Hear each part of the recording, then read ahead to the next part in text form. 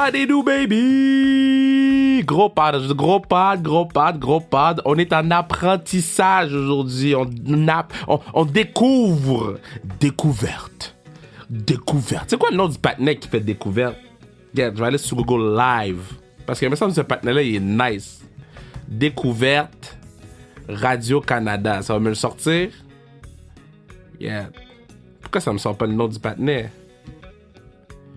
Yeah, je pense que je vais recommencer. Est-ce que je recommence l'intro ou je continue? Mais parce que si je trouve pas le nom du patinet, je vais passer une mauvaise journée. Parce que tout le monde m'écrit le nom du gars. Je sais pas c'est quoi le nom du gars. Je le connais pas, moi. J'ai juste dit découverte parce que quand je dis découverte, j'entends sa voix qui dit découverte dans mes oreilles.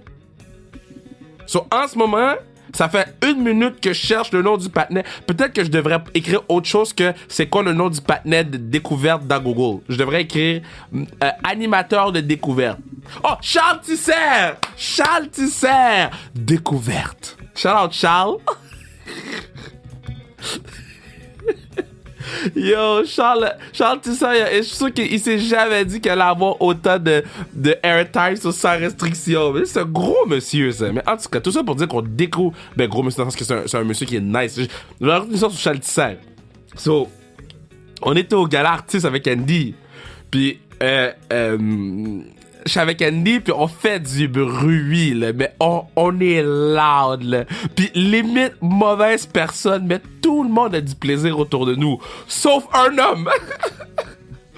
Il y a un homme qui a aucun plaisir. Il y a un homme qui est comme, il faut prendre votre pouls, les boys. Et cet homme, Charles Tisser, guys. Charles Tisser.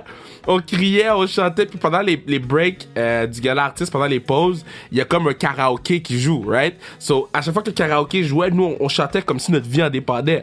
Charles Tisser gagne son trophée, monte sur scène, ok? Il dit what's up à tout le monde de la rangée. What's up? Merci. Il quitte après le show. Fait que là, depuis ce temps-là, je dis tout le temps, on a fait quitter Charles Tisser du gala artiste. À cause de nous, Charles est jamais revenu au gala artiste. Le gars a pris son trophée, il a banté chez eux. Mais en tout cas, mais c'était un vraiment gentil monsieur. Tu sais, moi, je suis pas très bon dans ces affaires-là. Moi, je suis un grand fan de tout le monde dans la vie. Là. Puis j'avais été le voir, j'avais dit yo, respect, hein, comme je connais votre émission. J'ai vraiment fait, je connais votre émission. Il me dit, ah oui. Lui, il avait aucune idée, j'étais qui, mais c'est pas grave. Charles Tisser, c'est un goat. So, je t'ai rendu, oui. So, aujourd'hui, on est à la découverte. On va parler un petit peu de natation, mais on va découvrir Audrey Lacroix, qui a été 3 fois aux Olympiques nageuse. Écoute, elle a gagné l'or aux Jeux panaméricains 2015 à Toronto. Domination totale. Puis maintenant, elle travaille dans les médias avec Équipe Canada. Donc, on va avoir l'envers du décor et le stage. Parce qu'elle a fait les deux en ce moment. Conversation extrêmement... moi, j'ai appris beaucoup. Puis le segment sous Penny, c'est mon segment préféré. Qu'est-ce qu'elle a dit sous Penny? Je le prends, je le mets dans ma poche. J'en dis pas plus. Vous allez devoir écouter le pod pour pouvoir comprendre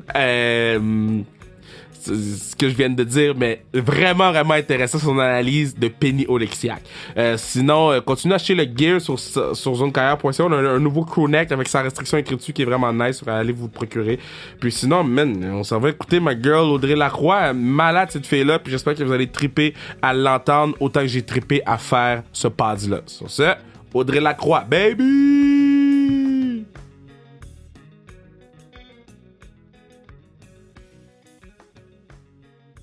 Je suis très content de l'avoir sur le podcast parce que bon, la première fois que je la rencontre, là, c'est au banquet ou au souper ou au truc de Bruni-sur-Ain là, où qui ramasse plein d'argent pour tout le monde parce que c'est une bonne personne. Puis elle était là. Puis là, je me jaser. Je suis comme, damn, c'est vraiment une bonne personne. C'est vraiment une personne agréable. C'est le fun à jaser avec. Puis là, après ça, je me rends compte que yo, Kev, est-ce que tu sais à qui tu parles? Elle a été aux Olympiques 3 fois, donc Rio 2016, Londres 2012, Beijing 2008. Elle a été aux Jeux panaméricains de Toronto en 2015 où elle a tout cassé là-bas, remporté or sur or. En plus d'être tout ça, elle travaille avec Équipe Canada en ce moment sur tout ce qui est médias. Donc, j'espère que vous êtes contents. Voici ma girl Audrey Lacroix. Comment ça va? Allô, ça va bien? Est-ce que t'as le temps de dormir, là? Parce que là, ça brasse avant les jeux, là. Ouais, là, on se prépare pour les Jeux. Puis là, j'ai eu la nouvelle la semaine passée là, que j'allais à Beijing cette fois-ci parce que les Jeux de Tokyo, je les ai couverts, mais de chez moi, en Wow. restant debout toute la nuit pour être à l'heure de Tokyo. Mais là, je vais vivre ça de là-bas, donc j'ai très hâte là, de cette expérience-là. Tu sais, c'est comme un peu quelque chose que j'avais sur ma bucket list que je vais pouvoir cocher, là. Mais attends, ça là, toi, là, explique-moi comment tu vivais ta vie, là. Parce que fallait que tu vives une vie de personne normale qui vit au Québec, mais fallait que tu t'occupes des médias d'Équipe Canada pendant les Jeux de Tokyo. Genre, tu dormais quand? Tu mangeais quand? Comment tu faisais pour rester debout? Euh, ben, c'était un défi quand même. Tu sais, j'ai commencé à travailler de nuit 3-4 jours avant les cérémonies d'ouverture. Ah Puis je ouais. mentirais pas, c'était quand même un défi là, de rester réveillée jusqu'à 9 heures du matin. Tu sais, le jour de la cérémonie d'ouverture, là, tu sais, j'étais supposée tweeter en direct là, pendant toutes les ben, la cérémonie, là, pendant, Ouais. tu sais, qu'est-ce qui arrivait, puis tout, puis à un moment donné, je pense que je me suis juste endormie. Le thread de tweet d'Équipe Canada a comme arrêté vraiment en spec, là, parce que j'ai juste comme, ouais, je pense que je me suis juste endormie sans dire à ma collègue de jour, là, OK, ben, prends le relais, là. Wow. C'est arrivé, mais au fur et à mesure là, que les jeux avançaient, tu sais, je gagnais en confiance aussi dans mon rôle. C'est la première fois que je faisais ça, Wow. donc j'étais moins stressée. Puis, tu sais, je me suis habituée là, à vivre de nuit pendant, tu sais, c'était pendant 20 jours pour faire quelque chose qui me faisait triper. Fait que c'était pas si pire que ça. Fait que toi, t'avais toute l'interaction des gens. Toi, tu recevais ça sur ton cell, là. Y a-tu un truc qui a suscité le plus de réactions? Tu te rappelles-tu un peu? Ben, il y a plusieurs choses, tu sais, puis des fois, c'était pas, tu sais, moi, je m'occupais évidemment du volet médias sociaux francophones, Ouais. mais des fois, c'est pas la même chose en français et en anglais. Ouais. Puis, tu sais, il y a des trucs, oui, c'est sûr que, tu sais, la première médaille d'or, c'était dans la piscine, c'était Maggie McNeil. Puis oui, tu sais, ça a beaucoup fonctionné, mais tu sais, Mhm. on s'y attend, là, c'est des articles qui fonctionnent, c'est, tu sais, peut-être un vidéo d'une entrevue, mais il y a des choses, c'est plus ludiques, plus fun qui fonctionnaient très bien aussi. Tu sais, je pense à quand Laurence Vincent Lapointe puis Cathy Vincent ils ont tombé en bas de Ouais. leur canot. Ce clip-là qui a été mis en ligne à l'origine par Radio-Canada, ça a vraiment cartonné, là, ça a vraiment bien fonctionné. Puis plein de petites choses comme ça là, tu sais, qui donnaient plus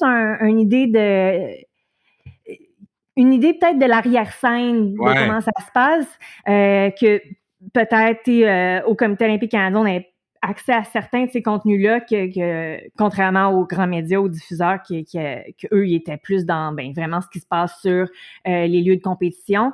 Ça aussi, ça fonctionnait bien, tu sais. Mais, tu sais, c'est parce que nous autres, tu sais, je vais dire nous autres, je vais parler pour moi, puis je pense que je parle pour beaucoup de gens. Moi, j'aime suivre, tu sais, j'ai suivi les pages d'Équipe Canada, les pages de Radio Cannes, Olympique Canada, tu sais, j'ai tout suivi parce que moi, je veux voir qu'est-ce que j'ai pas vu à la télé pendant la compétition. Moi, je veux le petit inside, là, tu sais, sentir que je fais partie de l'équipe, là, que je suis sur place, pis c'est ça que je trouvais beau à travers les jeux. Mais là, ça veut-tu dire que toi, faut que tu connaisses tout le monde, genre?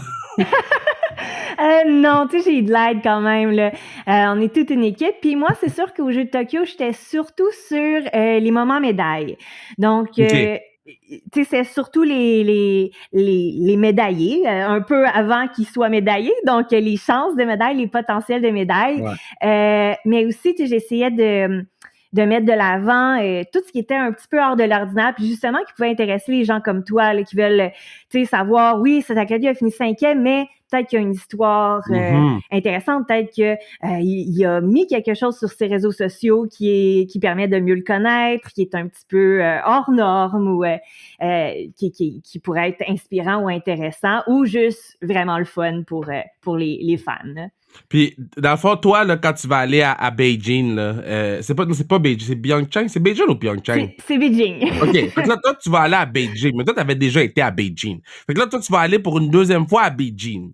Fait que là, toi, là, est-ce que t'étais plus stressé la première fois que t'as été à Beijing ou t'es là stressé en ce moment? Je pense que j'étais plus stressée d'y aller comme nageuse. Ouais? Oui, je pense que là, tu sais, je sais, puis je pense que c'est un point important aussi que j'ai compris en faisant cette job-là l'été dernier.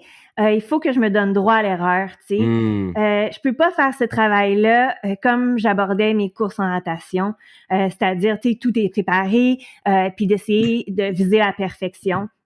Je pense que si dans ce type de travail-là, je vise la perfection, ben je vais perdre le côté justement fun, le côté oser quelque chose. Je pense que quand on fait un travail dans les médias comme ça, c'est important d'essayer des choses. Et puis oui, il y a des trucs que ça va pas fonctionner. Oui, des fois, on va avoir des petites erreurs à corriger aussi, une extrémiste. Oui, il y a une couple d'articles qui sont sortis avec quelques fautes d'orthographe que, tu sais, j'étais très embarrassée puis je suis allée corriger tout de suite après. Mais je pense que ça fait partie un petit peu du défi de ce travail-là, tu sais. C'est comme des fois, on met des stories, il y a des fautes. C'est la vie, man. C'est ça. On a mis 819 stories en un mois, là. Ça se peut qu'il y ait des fautes, là. Excuse-moi, là. Tu sais, en tout cas, moi, quand les gens me disent, ah, il y a des fautes, je suis comme, bruh, lève-toi à 6 heures du matin pour trouver des clips et les mettre, OK? Laisse-moi tranquille. Non, Puis, c'est. des fois aussi, quand tu essaies d'être créatif, tu essaies d'être drôle ou tu sais, des fois, tu penses que ça va être drôle, puis finalement, oups, les gens comprennent pas, puis Ouais.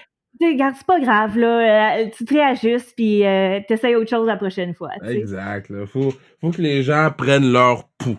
Donc là, toi, OK, t'étais dans l'eau, tu nageais. À quel point le chlore a changé la couleur de tes cheveux puis magané ta peau?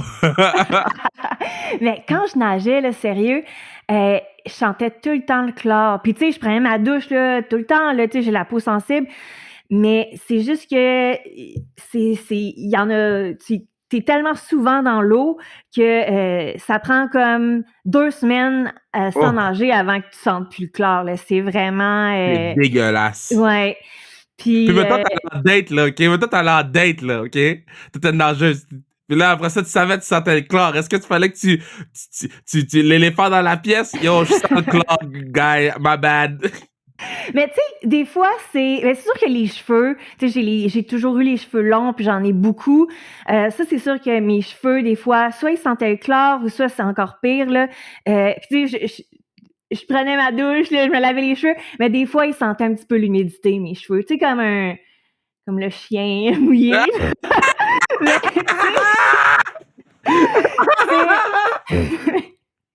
Oh my God! Fait que là, qu'est-ce que tu faisais dans les date nights?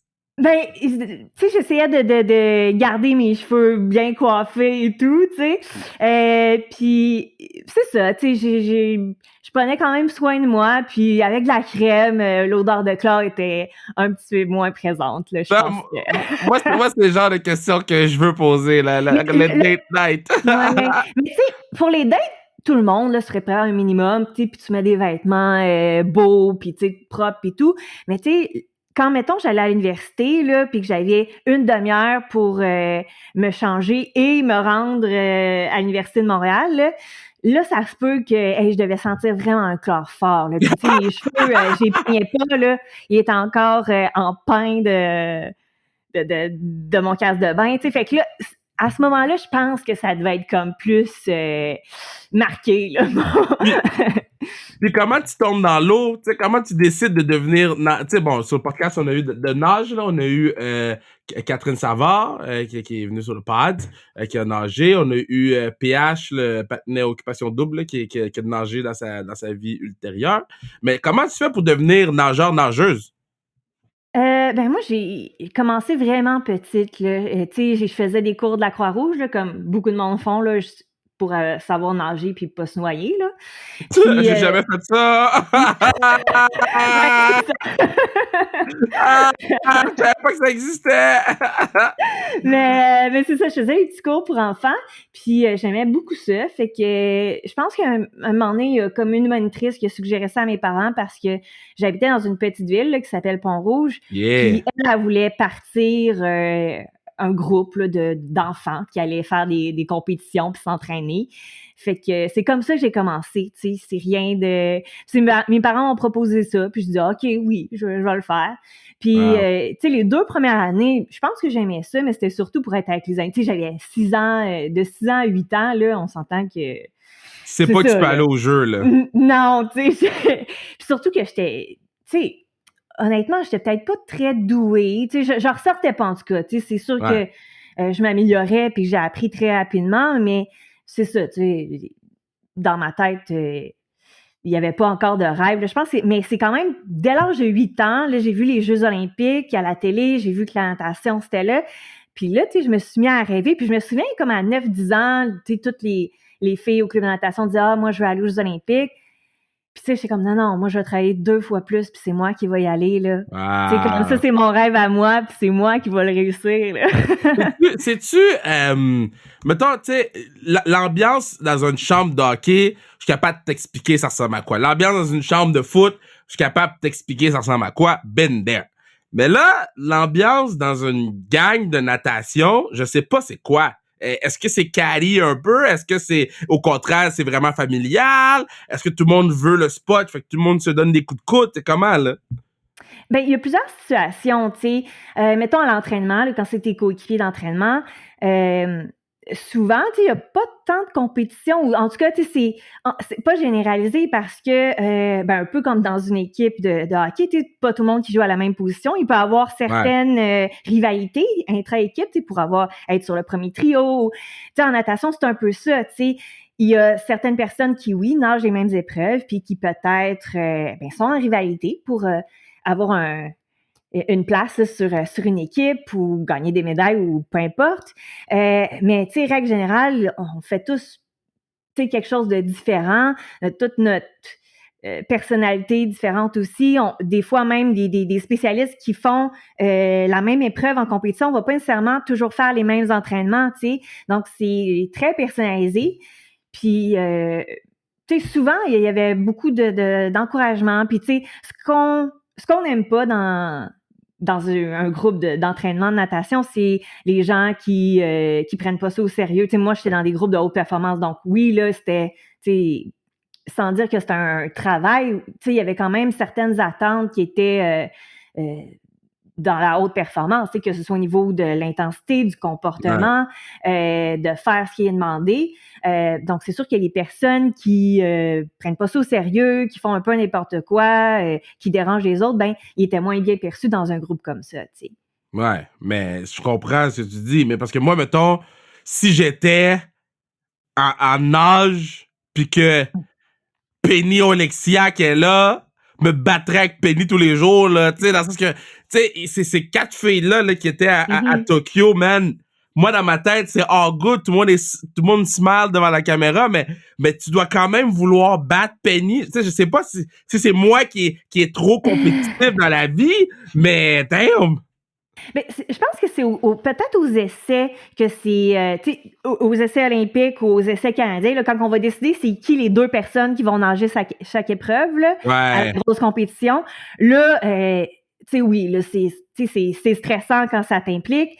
Puis, tu sais, oui, là, il y a de la rivalité parce que, tu sais, ça peut même faire en sorte que tu restes à la maison, là. Tu sais, oui, il y a Ah le résultat, ouais. mais ça peut aussi faire en sorte que cet été-là, ils partent sans toi, là. Fait que ça, tu sais, c'est gros, là. Puis, mais tu sais, une fois que cette étape-là est passée, puis que bon, ceux qui ont été sélectionnés pour le relais puis pas pour la course individuelle ont un peu fait leur deuil, je pense que c'est de travailler pour l'objectif commun du relais. Puis à la limite, même, il y a des gens qui aident les autres dans l'entraînement, tu sais, qui n'ont pas été sélectionnés peut-être pour cette épreuve-là, mais qui vont continuer à s'entraîner, justement, soit avec, tu sais, on peut nommer Penny ou Maggie ou peu importe, qui vont continuer à s'entraîner avec cette personne-là pour faire en sorte que, ben, tu sais, l'aider à la motiver à l'entraînement pour qu'elle réussisse le mieux possible, tu sais, une fois à la grosse compétition contre les meilleurs au monde. So, quand toi, t'as été au jeu, c'était. Fait que toi, tes derniers jeux, c'était 2016, right? Ouais, c'est ça. Puis c'était avant. Tu sais, je vais pas dire avant que les réseaux sociaux soient. Mais c'est avant que ça soit ce que c'est aujourd'hui. C'est vrai qu'aujourd'hui, les réseaux sociaux, c'est rendu terrible, OK? Ouais, ça a vraiment augmenté de façon exponentielle, je trouve. Tu sais, déjà, je repensais à mes premiers Jeux olympiques à Beijing, justement, parce Ouais. que je vais y retourner pour les Jeux d'hiver. Puis tu sais, j'étais, hey, à Beijing, là, ça faisait à peine 1 an que j'étais sur Facebook, tu sais. Wow! Il y avait encore des gens qui m'écrivaient par courriel, là, tu sais, des fans là, qui avaient mon courriel, puis qui m'écrivaient par courriel à ce moment-là, tu sais. Ben Instagram existait pas, tu sais. Fait que, tu sais, puis même à Londres, tu sais, Instagram, ça commençait, là, mais c'était pas la grosse affaire encore, là, tu sais.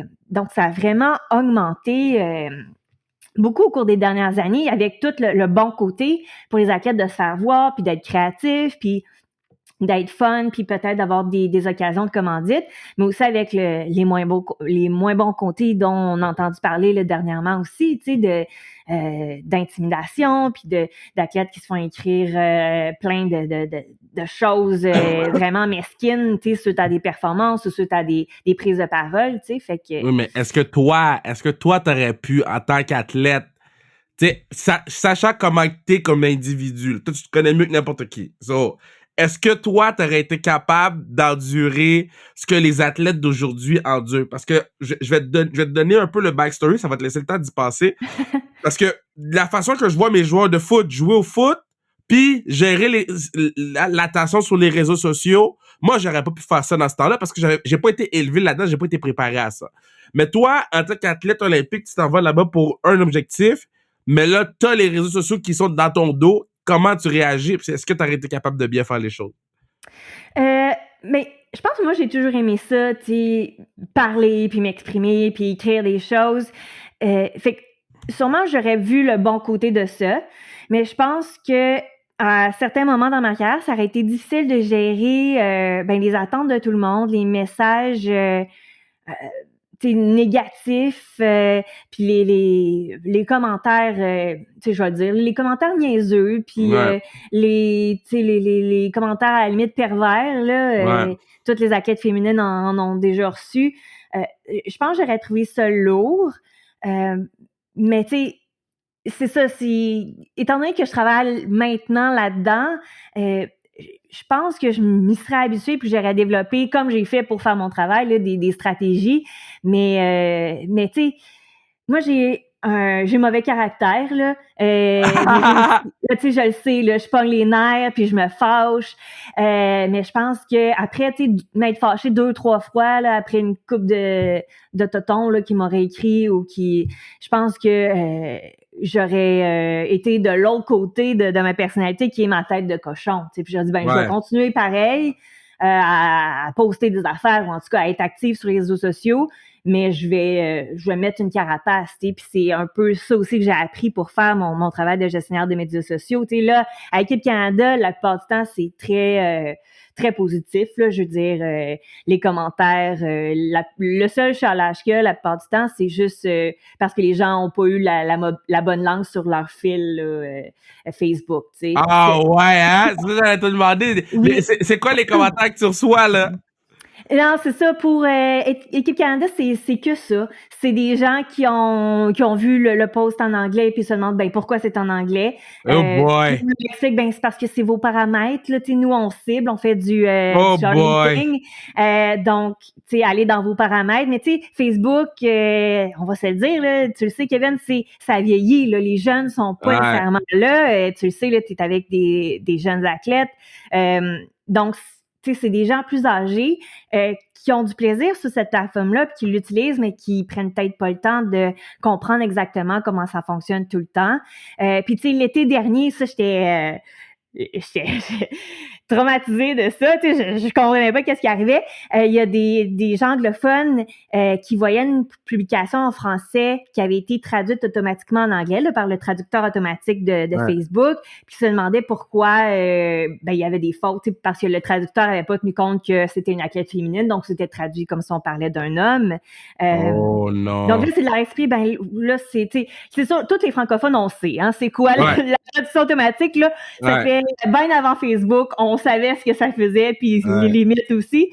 Mais là, c'est des anglophones, là, plusieurs messages à propos de ça, plusieurs commentaires de là, il y a des fautes que c'est ça. Ce post est en français. mais admettons là, qu'une athlète fait moins bien qu'elle était supposée faire. Là. Est-ce que les gens vont t'écrire à toi ou vont écrire aux athlètes? Sur les publications d'Équipe Canada, là, ben, nous, c'est vrai qu'on parle des athlètes juste quand ça va bien aussi. Ah, OK. C'est plus facile. Ça aide. Ouais, ça aide. Mais des fois, on met des trucs pour promouvoir bon, le match qui arrive ou la compétition, là, surveiller tel athlète qui Ouais. ils vont être en action ce week-end. Puis c'est très rare que si l'athlète fait pas, ça arrive. Là, des fois, surveiller, un tel va essayer de gagner des médailles en Coupe du Monde et tout. Puis ça arrive des fois hein, que l'athlète, ben, finalement, il n'en gagne pas de médaille à la Coupe du Monde. Ça arrive très souvent, OK? Ça arrive. mais, mais non, tu sais, la plupart des gens sont très positifs. Je pense que c'est peut-être, tu sais, je sais qu'il y a des athlètes olympiques qui reçoivent des messages pas gentils, mais je pense que c'est quand même bien moins pire que les athlètes professionnels. Je pense qu'il y a quand même beaucoup de bienveillance auprès des athlètes olympiques. Puis en tout cas, moi, c'est ce que j'ai senti lorsque j'étais athlète aussi. Tu sais, les gens comprennent mieux un peu ce qu'on vit. Puis, tu sais, c'est facile de comprendre qu'un athlète qui va aux Jeux olympiques, même s'il est commandité, même s'il est subventionné, avant tout, il fait ça par passion, tu sais, parce que sinon, ça vaudrait pas la peine. Ben, je pense qu'il y a ça qui est pas compris pour les athlètes professionnels. Alors que, selon moi, c'est possiblement la même chose aussi, mais étant donné que les montants d'argent sont astronomiques, on a de la misère à comprendre que même quand ça va bien, ils essayent quand même, tu sais. Je trouve ça vraiment intéressant que tu dis ça, parce que moi, j'ai eu une discussion avec une certaine joueuse de hockey qui est sur le programme canadien, puis elle m'a comme breakdown un peu comment elle fait pour manger, puis j'étais comme, OK, ça fait du sens.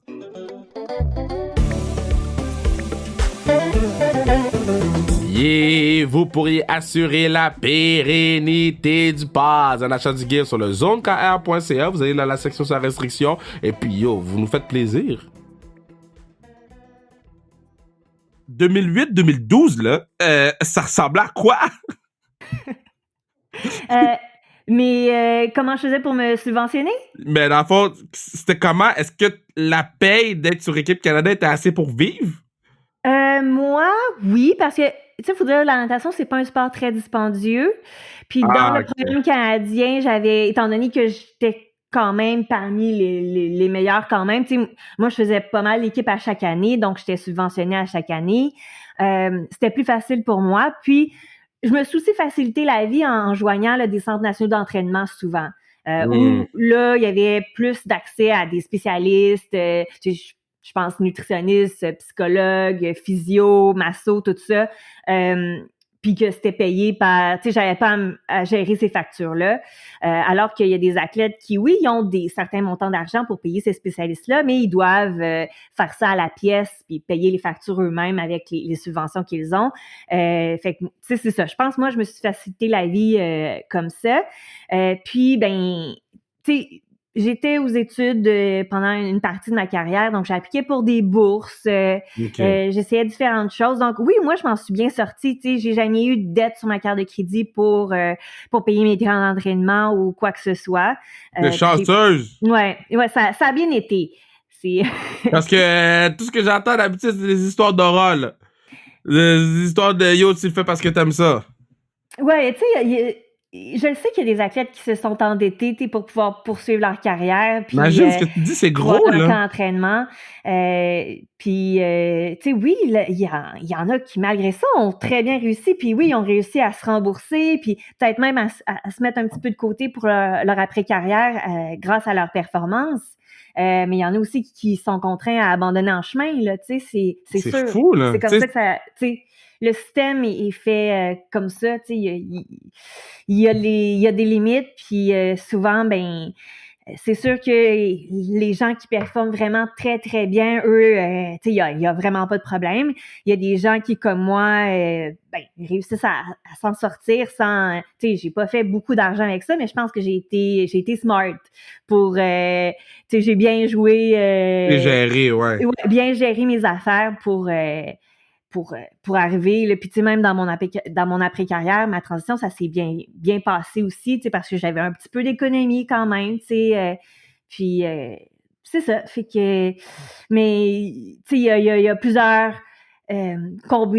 plusieurs explications qui font en sorte que ça s'est bien passé pour moi. Puis oui, il y a le fait que j'ai vraiment tout utilisé les ressources qu'il y avait autour de moi pour Ouais. m'aider à bien gérer mon argent, puis à bien faire. Mais aussi, bon, des choses comme, ben, j'habitais déjà dans un grand centre Montréal, j'ai pas eu à déménager souvent. J'ai été 15 mois à Toronto pour ma carrière, mais c'est tout.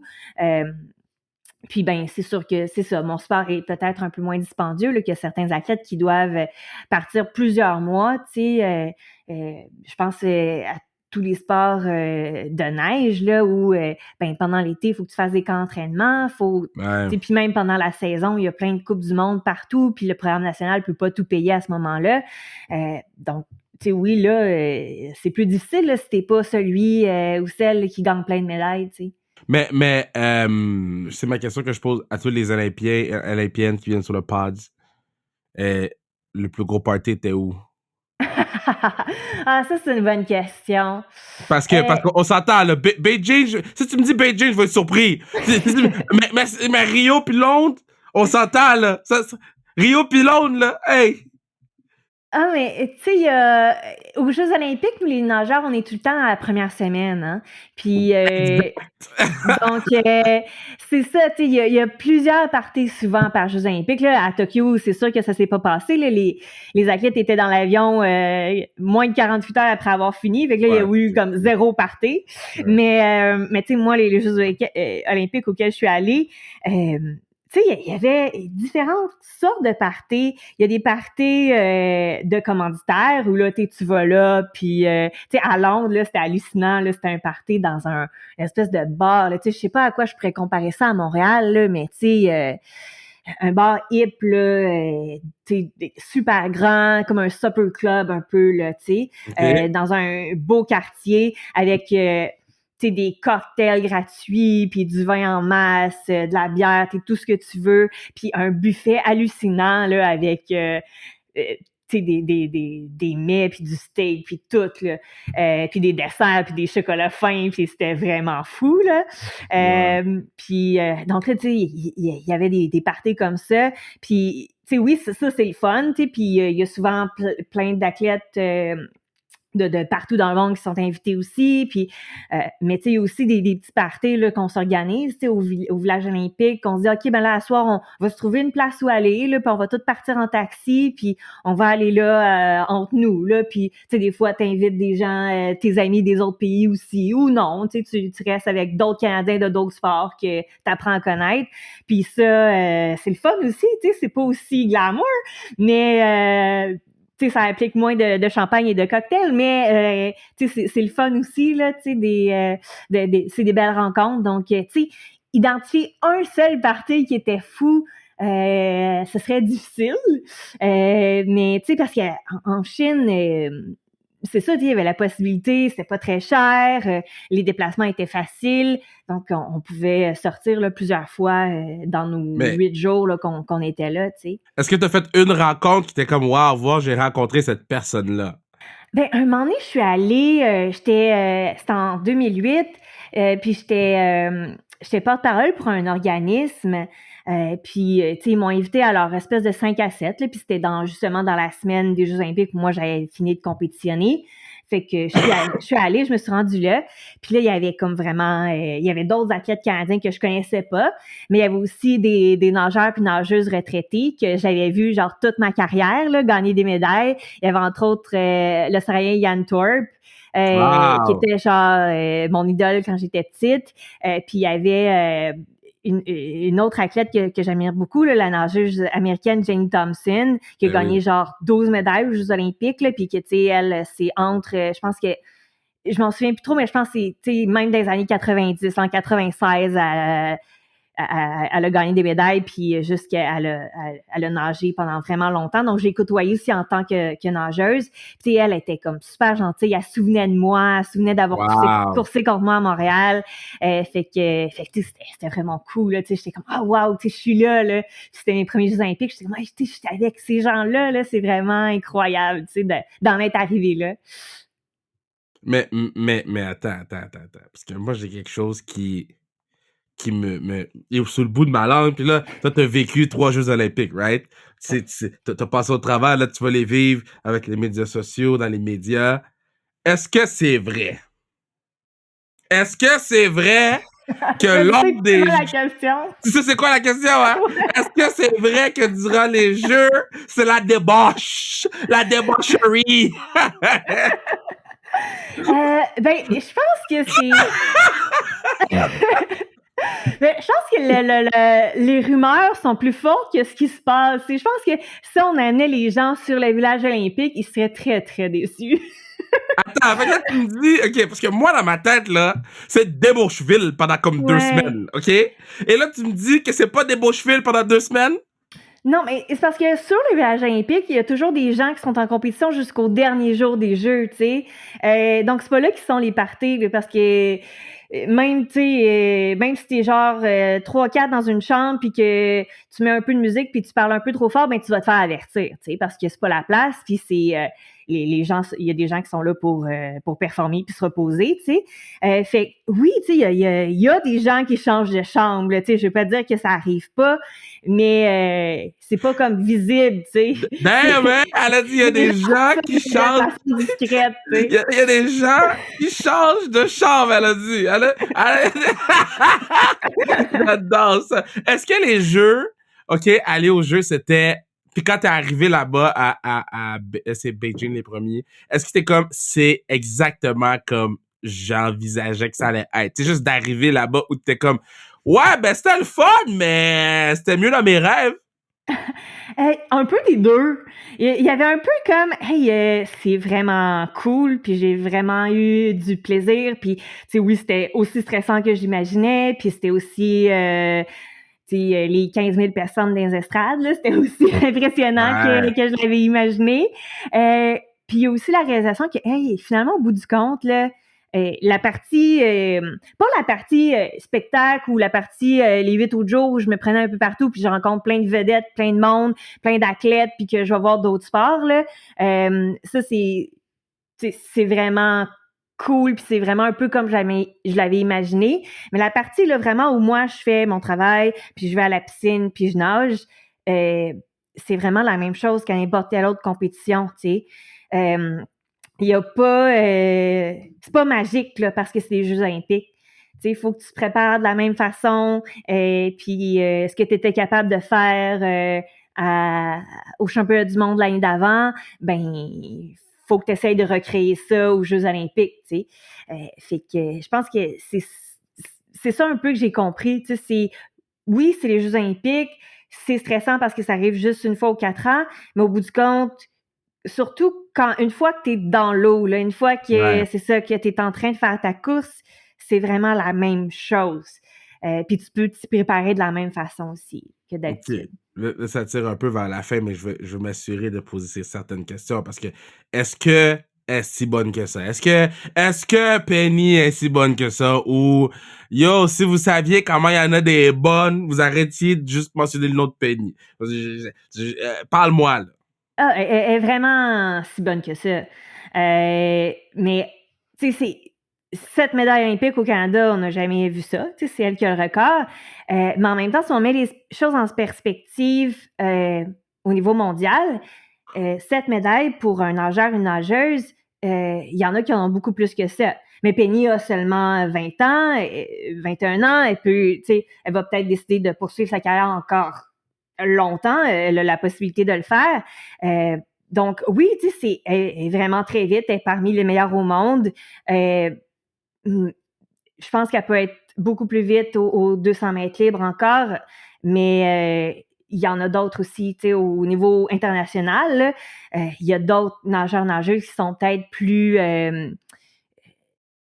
rapides en ce moment, qui sont plus à l'avant des autres, qui sont plus exceptionnels par rapport au reste du lot. Je pense, dans le temps, mettons, Michael Phelps, dans certaines épreuves, il est un peu l'équivalent de Penny, c'est-à-dire qu'il se débrouillait très bien, il pouvait gagner la course si c'était serré, tout comme il pouvait terminer troisième, alors que dans certaines autres épreuves, Michael Phelps c'était vraiment extraordinaire, vraiment imbattable. Tandis que Penny, il n'y a aucune course pour l'instant où elle est imbattable, mais dans plusieurs courses, elle est dans les meilleures au monde. T'sais. Mais tu vois, enfin, une vraie analyse.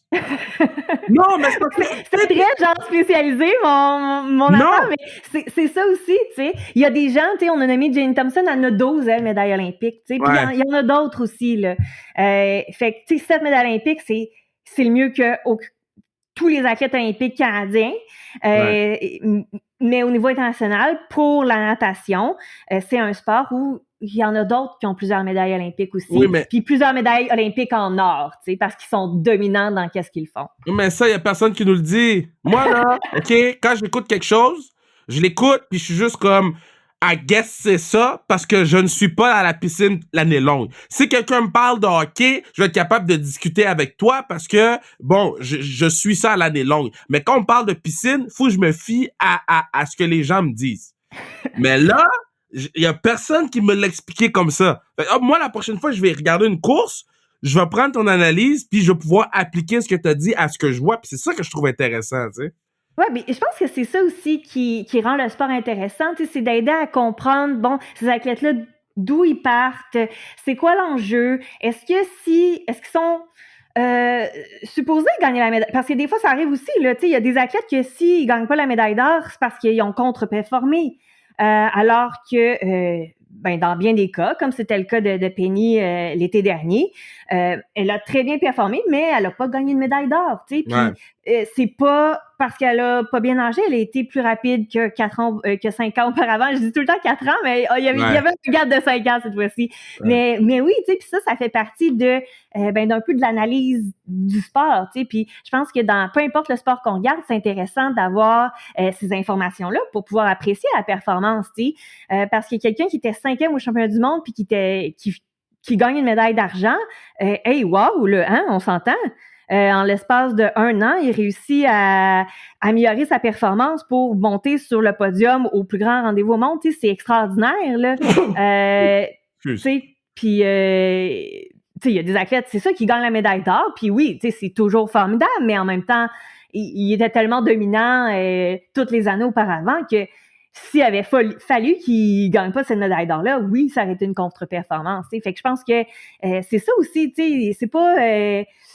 les chiffres disent pas tout dans le sport, tu sais, autant les statistiques de hockey que les temps de natation. Je pense qu'il faut mettre en contexte pour que ce soit intéressant pour les gens, surtout ceux qui, ben justement, qui sont pas à la piscine à tous les jours ou à la patinoire à regarder tous les matchs, tu sais.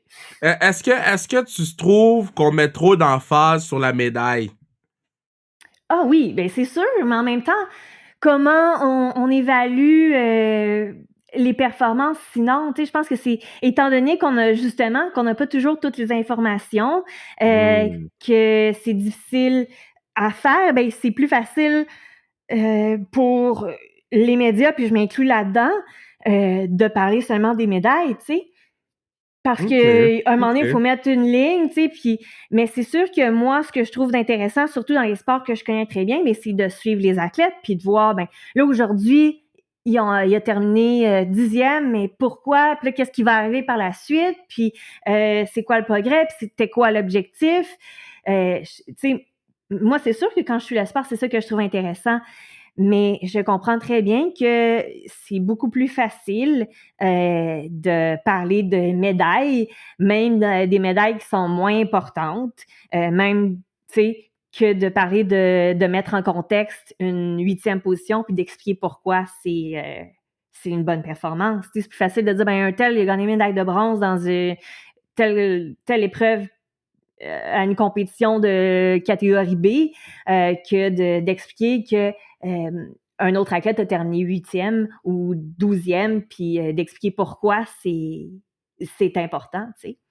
Mais là, ça tire vers sa fin, mais là, moi, de ce que je comprends, là, OK, c'est que après les Jeux de Tokyo, de Beijing, il va falloir faire un part 2.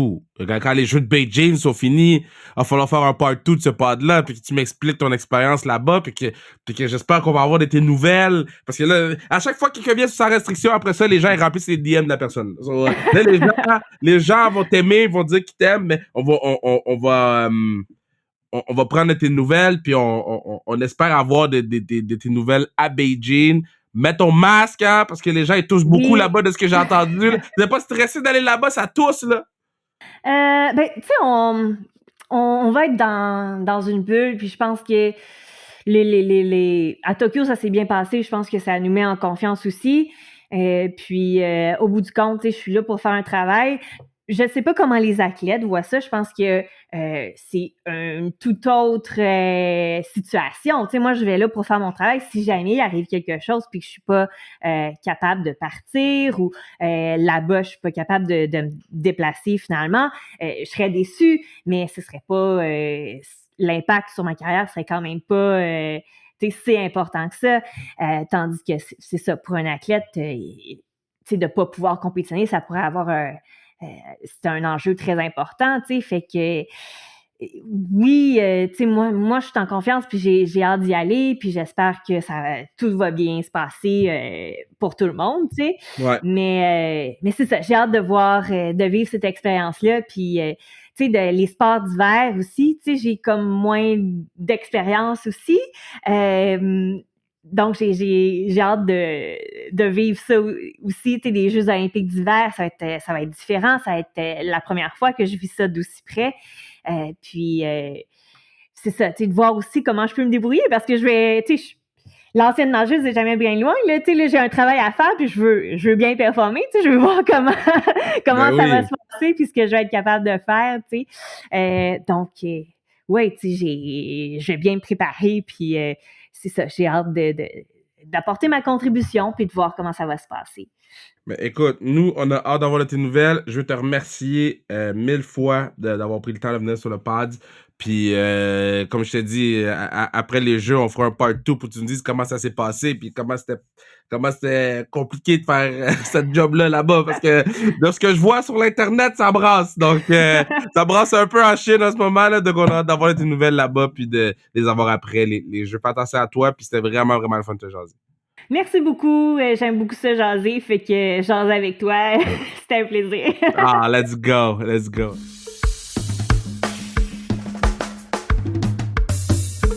Super le fun comme pods avec Audrey.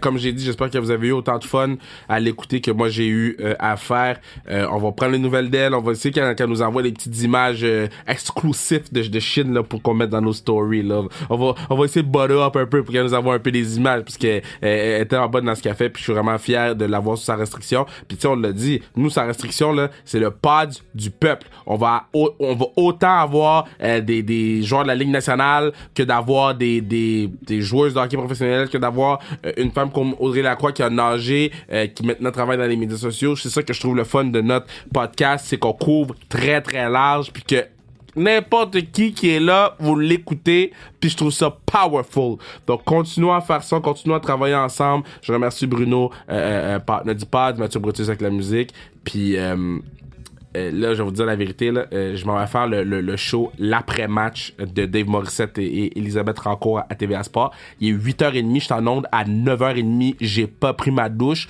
faut que je me lave, ok? Faut que je me lave. Je sens le gym, là, ok? Je sens le gym. Je sens le gym qui t'a mis dans un casier, là, pis t'as oublié que la personne était dans ce casier-là, là. Puis que 4 jours plus tard, la personne ressort, puis la personne sent shit. So là, en ce moment, l'intro, ça va être probablement notre plus courte ever, parce qu'il faut que je me lave, faut que je prenne le char, faut que je me rende à TVA. Ça se peut que j'arrive en même temps qu'ils me disent « Ok, Kev, tu pars en onde. » So, je vous aime, vous êtes les meilleurs, puis on s'en parle bientôt. Ok, bye.